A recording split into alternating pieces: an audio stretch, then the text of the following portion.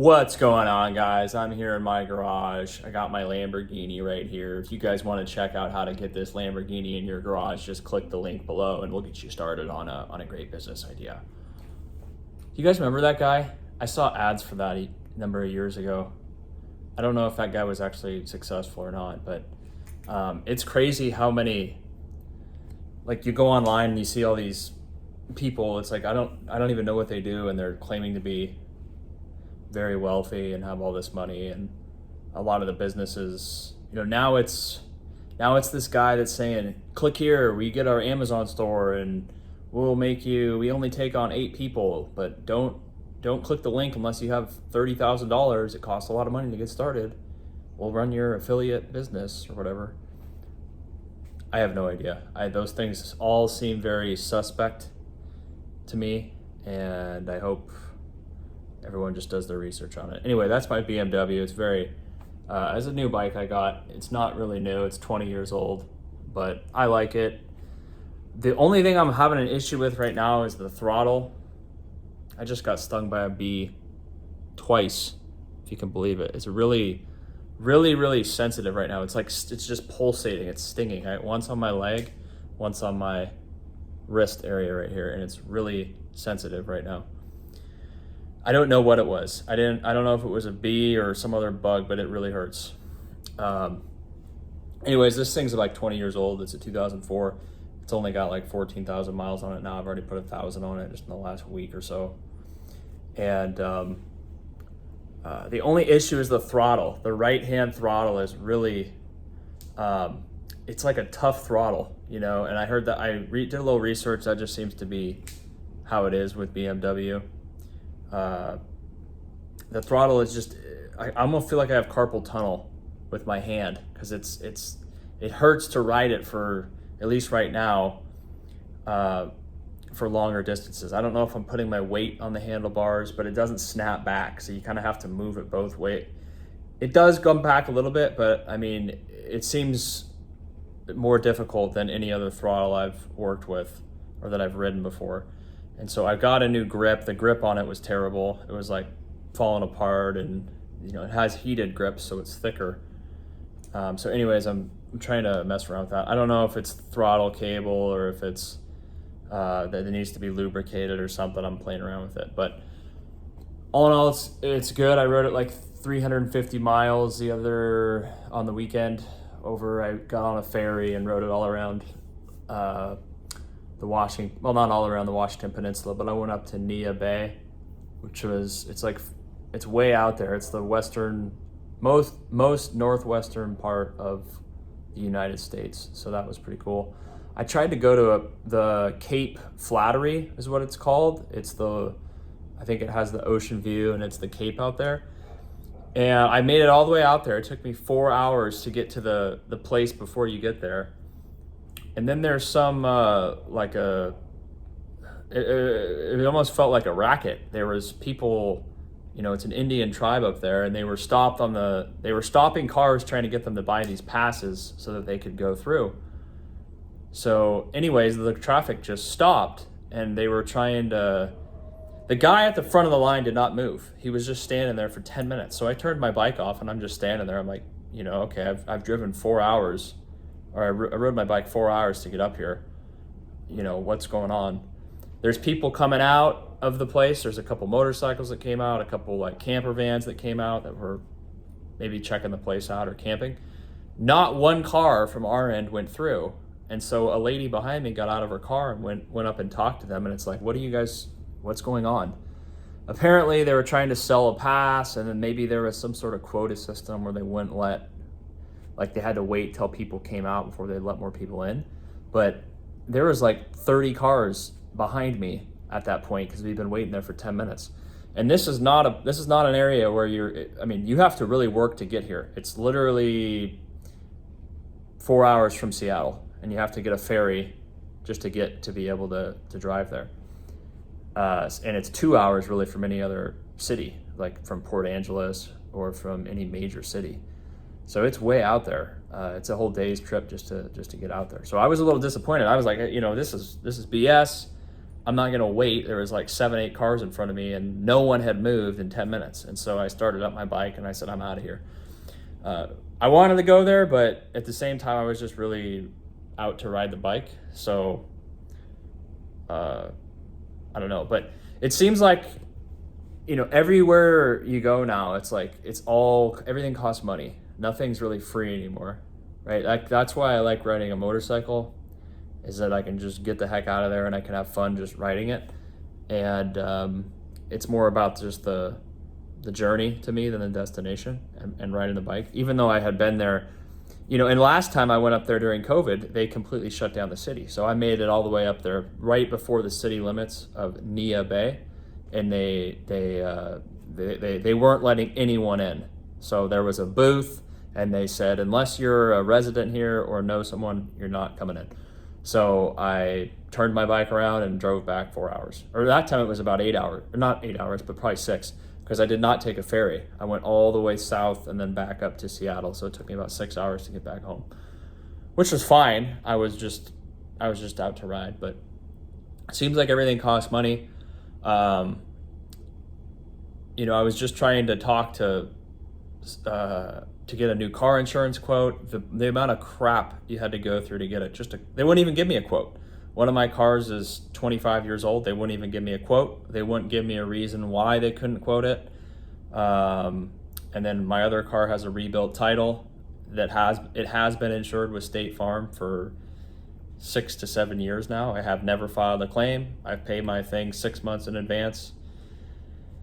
And they didn't want to insure it, so I don't know. They didn't want to give me a rate. This doesn't fit our risk profile, and blah, blah, blah, blah, blah, blah. So I wasted an hour of my time talking to these people, and I had to say to the guy, I didn't want to be rude, but I'm like, hey, at this point, man, I really don't care. Like, you guys sent me something in the mail saying you could get me a quote because I worked at a certain employer, and now you're giving me a bunch of reasons why you can't. That's fine, but I'm going to have to go now. I don't really care what the reason is. So I don't know. That's just rest of the garage here. It's just ridiculous. I don't know. And then as soon as I get on the phone with anyone, I try to be just myself on the phone, or when I'm talking with people. People put on such a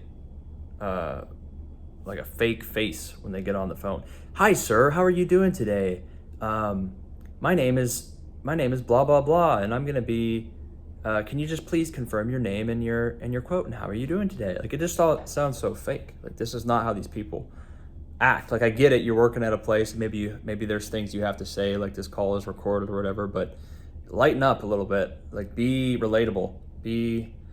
Try to be a little bit of yourself. When you put on such a fake face, like, it's hard to trust you, because you're not. You can tell that it's like you're not really being genuine here. You're putting on a show, right? And so right from the get-go, it's just hard to trust them. And they're saying all this stuff about, do you have this? Do you have that? We want to qualify you for some discount. Blah blah blah blah blah. Like, they won't even listen to me about what my situation is. Like, I'm trying to tell you. But you ask all these questions that aren't relevant. I would just say, hey, how's it going? What are you looking to do today? How can I help you? That's it. And then let the other person tell me hey, I have a current car insurance thing through State Farm, and I got another car, and I'm just looking to, my agent hasn't been the best. He hasn't ever called me. Every time I try to ask a question, they never get back to me. So I'm just looking for better service, and I got another car, and I was hoping that you could get me a quote on both of my cars together. Oh, no, none of that stuff's asked, right? They have their own decision tree they go down, and it's just a big waste of time. And I spent an hour. Oh, we got to wait 20 minutes before you ask a question that's, oh, sir, I can't help you. But you just asked me a whole bunch of questions for 20 minutes. But now we've come to the point where you can't help me, right? Because of something. If you would have just let me say something in the beginning about what the situation was, we would have figured that out in the beginning. But you didn't, so we wasted 20 minutes of my time. I got transferred to someone that didn't pick up the phone, and then I called back, I got transferred again. So I get it, right? No one likes that experience. It's a terrible experience. being on the if you don't know your actual person and have a local person that cares, you're gonna have a terrible experience. It doesn't matter, like, because they don't care. It's 1-800 and no one cares. So you end up wasting a lot of your time. You end up getting frustrated. You end up not really having a lot of loyalty to that brand or that service because it's just price driven, and they don't provide a good service. If someone did provide a good service and you could rely on them, you might be willing to pay more for that, and you certainly would end up staying longer if you actually were a paying customer, right? Because you would know, oh, hey, I got a good rep, I got someone that I can call, or that they're going to get back to me. They're not just going to blow me off and send me to a 1-800 phone number, right? Because those people don't care. They're in India or Thailand or the Philippines or some other country, right? They don't care, right? They're just working a job making like $2 an hour. They don't care. So, what was the original point of this? I don't even know. I was talking about the bike, how everything. Well, I guess it was more about the. I just kept seeing how the price of housing still is not coming down. So interest rates are going up, and I'm just, again, I know I've said this before, but who's buying a house right now? Who can even afford it? We were looking at it, my brother and I. Even if you put 20 to 30% down, you still, and say you were going to use it as a rental property, you still couldn't have the rent cover the mortgage payment. So, if you have a $500,000 house, which is, you can't find a $500,000 house out here, but they're all more expensive than that. But let's just say $500,000, you put 20% down. Let's just say you put 30% down. It's like $125,000 roughly. Or what would that be? 150,000, something like that. The amount of money that you could get from rent would not cover what the mortgage payment is. And that's after you save up over $100,000 to put towards a house. In the past, if you saved up money and deferred your spending, you didn't spend money today, instead you put it towards a house. So most people don't have $100,000. They don't have $200,000. They don't have a bunch of savings. They're living close to the edge. Like, they don't have a bunch of money that they can just put down on a house, right? They can maybe make the monthly rent, but they can't put $100,000 or $200,000 because it takes a long time to save that money up for the average guy. So in the past, you'd put that money down and then you'd get rewarded because the cash flow of the rent that you could charge on the property would cover the mortgage. And so you basically would just have the property. You might make a couple $100 a month in income of profit, but the expenses would be paid by the tenant and your mortgage would be paid by the tenant, essentially. And of course, what you're hoping for is the long-term appreciation. Gosh, these stings really hurt still. They're like buzzing, man. They're buzzing. They're just, oh my gosh, it's stinging so much. It's so sensitive right now.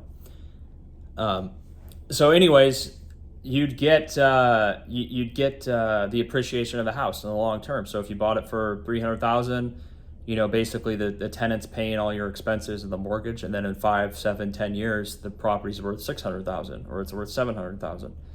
So you get the appreciation in the property. But now it's not the case. So, you're still having to come out of pocket maybe $1,000 a month because your mortgage payment's $3,500, $4,000, and the rent that you can charge is $2,500 or $2,800, maybe $3,000. So it just doesn't make sense. The only people that I think would be buying houses right now are people that have just a bunch of money, that they need to park money. They have several $1,000,000 that they just need to put towards a use, and they have enough money on the sidelines where they can just pay the mortgages and not worry about it. And if you have 10-year horizon, that might be okay because the price of real estate in 10 years is probably going to be higher. But right now, it's just too unaffordable for the average person, especially a first-time home buyer, because the interest rates are 7%, 7-8%. So what used to be a realistic monthly mortgage payment at 3, 4, even 5% is now just, you're going to be house poor if you got into a house and then you basically have no other income because I think probably over half of your income is just going to be going towards your mortgage. And so if you have any, you're not going to be able to go on vacation. You're not going to be able to really maybe invest. You're not going to be able to save a lot of money. If there's an issue with your house, you're going to be in trouble. You might have to start putting on a credit card. You might be in credit card debt. There's just a lot of unforeseen expenses that might come along with owning a house. So a lot of people are apprehensive and they're waiting, which, again, it's people always say that. I'm waiting. If you wait, well, if the interest rates go down, the prices are going to go up. And if the interest rates continue to go up, people are going to say, oh, the interest rates are too high, so I'm going to wait. So I know that's always a reason to not do something, is prices are too high or interest rates are too high. But right now it just seems like it's like transactions have gone down greatly. The amount of transactions have gone down. People that are in a house right now, why would they want to move unless someone died or unless they are just completely changing their lifestyle? Why would they move? They have a 3%, 4% mortgage. I read somewhere that 62% of people have an interest rate beneath, I think it was 4%. So why would you sell your house, pay all the the bullshit commissions and the fees and the state tax and all that crap, tens of thousands of dollars for sure, and then just to buy a house somewhere else where you're paying 7% on a mortgage? Most people aren't going to do that. And if they have a second house, or if they want to buy a second house, maybe they just buy the second house and rent out the first house or Airbnb it or something. I don't know. But to sell it, to sell out at a 3% interest rate just doesn't make sense, because you could use that property to generate the income as far as rental at a 3% rate. And you get the price appreciation, you hold on to the asset. And that's what people want. You don't want to have cash, really. I mean, you want to have assets, because assets benefit from inflation and from long-term long-term holding. If you hold cash long-term, you just get killed. You get everything gets inflated. Your dollar loses value, and you have nothing to show for it. You don't have a property. You don't have an appreciating asset. You have nothing. So it's tough because something's got to change. And if it doesn't change, then it's just going to be status quo. It's going to be, I don't know. I don't know what the average person's doing. I think they're probably living together more, living with family. They're having to really kind of watch how they're spending, how they're doing their spending, right? Because there's not a lot left over, I think, for the average person, considering where prices are right now. So you have to be vigilant, and you have to be careful about how you're spending your money. And a lot of people just given up on the prospect of home ownership. It might have, it was something that the older generations, it was just kind of your path to being an adult was like, hey, you go to college, you get a job, you get a house. It's just, you have to do something kind of on your own, because the normal path of going to corporate America or just getting a normal job, like a 9-to-5 job, it's enough to survive. It's enough so that you're not homeless. But in a lot of these big cities, it's a joke. Like, are you kidding me? It's not even within the realm of possibility that you could afford to actually, be a homeowner and live a good life on even $100,000, $150,000, $200,000. I think with $200,000, you still would be pushing your budget, right? Because after tax, what do you have? You have maybe $10,000 a month, $10,000 to $12,000 a month in actual money.